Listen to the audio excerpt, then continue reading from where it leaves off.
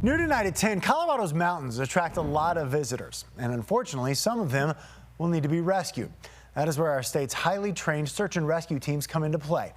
Your reporter Alan Janae joining us live tonight. And Alan, you found out that a certain type of rescue is becoming more common this summer. Well, in Colorado, there are more calls for hoist rescue these days, the ones using helicopters.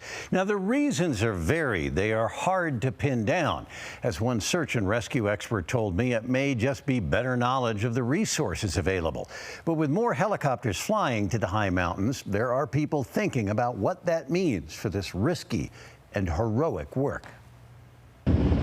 A lifeline reaches down on the side of a Colorado 14er. This was last weekend on Little Bear Peak, southeast of the sand dunes.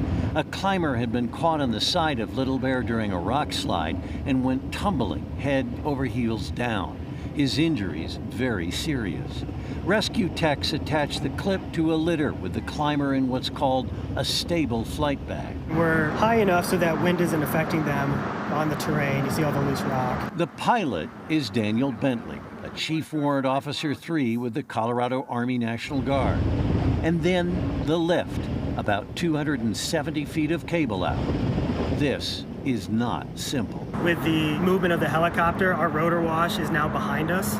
And so then as they're cabling straight up, they're no longer in the turbulent rotor vortices. A hover is probably your most critical time in that rescue scenario. As soon as we're clear of obstacles, we'll start a flyaway and get to that safer flight profile.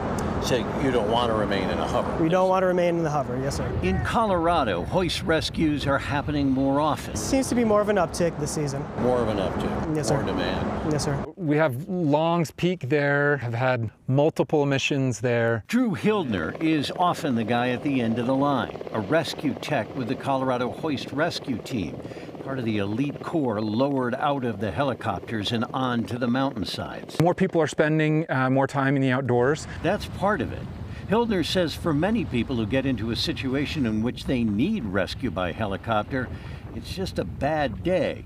But there are others who don't understand. We do get calls by individuals and they're trying to essentially kind of order a helicopter, but that's not the way it goes. This kind of rescue is not immediate. We're not a quick reaction force, right? So it's not like medevac where we're, go to war, we launch within 15 minutes, we're already staged, the aircraft's ready to go.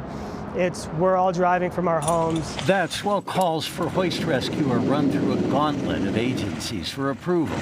Bentley and other helicopter pilots and crews are hyper aware of their limitations. They're 12, 13, 14,000 feet. We are at the edge of our power margins. As the calls for hoists rise, there is attention on what that means. The more demand, the more times you go out, the more risk there is, right? Yes, sir. Even those being rescued by helicopter should still be prepared to wait 5 to 6 hours, says Hildner.